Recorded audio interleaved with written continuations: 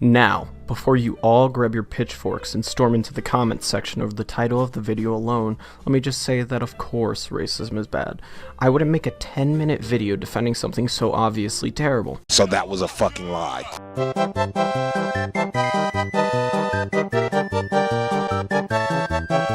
Hey everyone, I'm Demi, and today we're talking about Achilles Argyle, or Achilles Argyle, because no one calls him an intellectual furry. Now you may be wondering, who is Achilles Argyle? Well, he's an intellectual furry. But if you close your eyes, does it almost feel like nothing changed at all? As I've stated before. He's made 2 videos so far, and he's already managed to get one of them taken down, probably because of his shit opinions. His 2 videos consist of why I watch VTubers and why you should too, and why we need racism. I'm pretty sure you can tell which one we're talking about. But enough of me going off script and messing everything up, let's watch this video. Now, before you all grab your pitchforks and storm into the comments section over the title of the video alone, let me just say that of course racism is bad. No shit. Alright, I know it's been literally 5 seconds, but I have to say this. So you have enough common sense to realize that racism is bad. Good.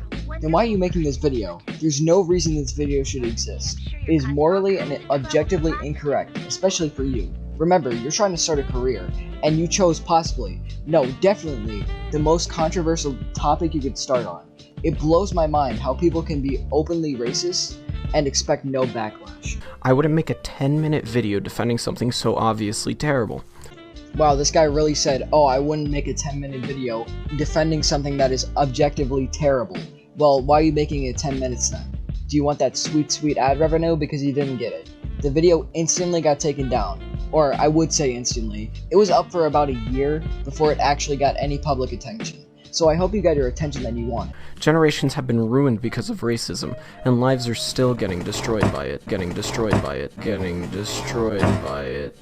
I beg your pardon? However, I don't think we should be painting racism as entirely evil, because, well, there's a reason why people are racist, and that's not because people want to be bad, it's because there are objective benefits to being racist. Yes, there are reasons people are racist, but that doesn't mean you should outright defend these people for being racist. Like I said, people have their reasons, however, they shouldn't get a pass because they grew up around a racist posse, group, or individual. You should hold these people accountable. Unless they look like this. Then you should probably stay miles away from them. A lot of people don't know this, but racism is actually the natural state for a lot of people, and has been for most of history. By forming exclusive groups, people are able to be amongst like-minded individuals, and the people infight significantly less. This is because people who think the same don't often come into conflict. I literally cannot be bothered to make a good argument against this. It literally takes one Google search to see that white-on-white crimes are significantly higher than black-on-black crimes. And if you don't catch my drift, when he says like-minded individuals, he means whites with whites, blacks on blacks, and vice versa. And thus prevents infighting and strengthens the country. When you work, create, and fight, you are doing so for the betterment of the people you care about, your own people, a distinct race. When you say that people join the war for a certain group or individual, that just doesn't make any sense. Because people don't join the war to outright help their white race or whatever race they might be. They join the war for the country's benefit. They aren't fighting for a certain race or person.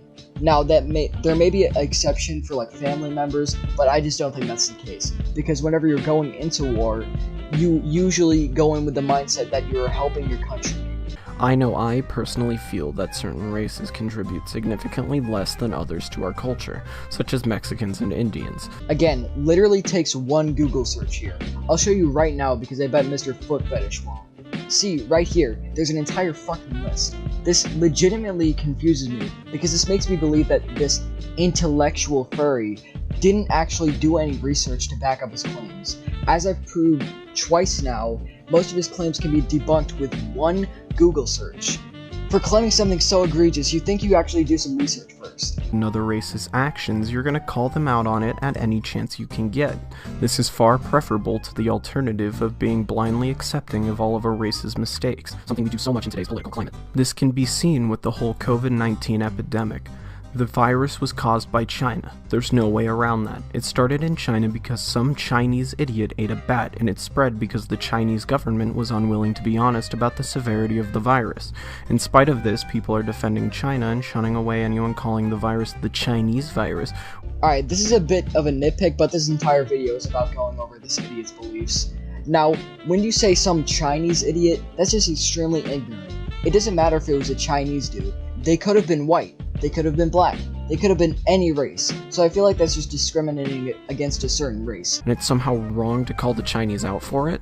Blind acceptance and aid of other countries is actively screwing us over.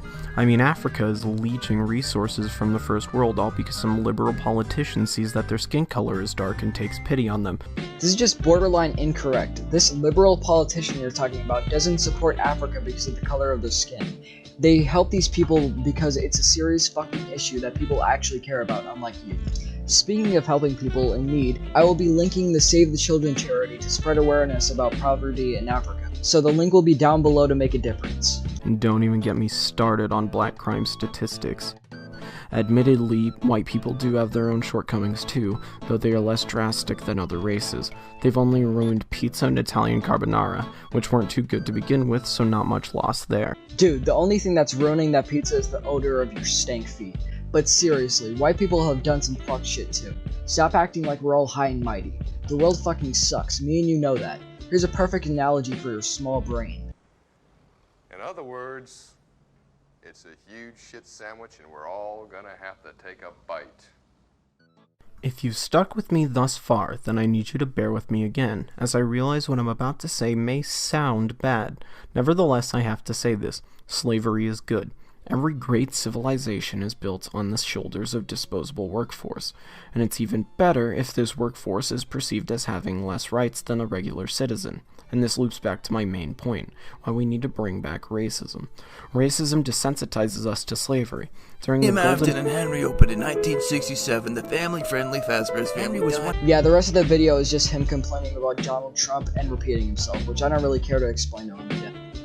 Hey Argyle, if you didn't catch it the first time, maybe rewind a couple of times. That concludes the video.